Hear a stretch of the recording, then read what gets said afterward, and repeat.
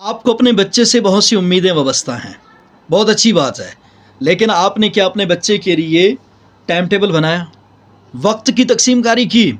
नहीं की तो समझ लीजिए कि आप अपने बच्चे से मुखलिस नहीं हैं। मैं सही कह रहा हूँ।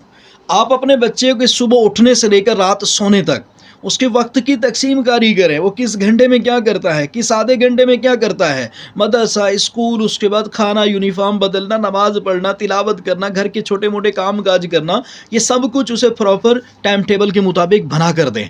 3 से 4 ये, 4 से 5 ये, 5 से 6 ये, मदरसा इतना, सब कुछ इतना। जब आप ये करेंगे तो समझ लें कि आपने अपने बच्चे को अभी से वक्त का पाबंद कर लिया। जब वक्त का पाबंद कर लिया तो यही बच्चा अगली ज़िंदगी में, अल्लाह ताला उसे ज़िंदगी दे, वो 100 साल जिए, तो उसने अपने हर काम को वक्त के मुताबिक करना है। जब वक्त के मुताबिक करेगा उसे कहीं शर्मिंदगी नहीं होगी, उसे परेशानी नहीं होगी, उसका हर काम वक्त पर होगा। कब? जब आप अपने बच्चे को अभी से वक्त का पाबंद बना देंगे।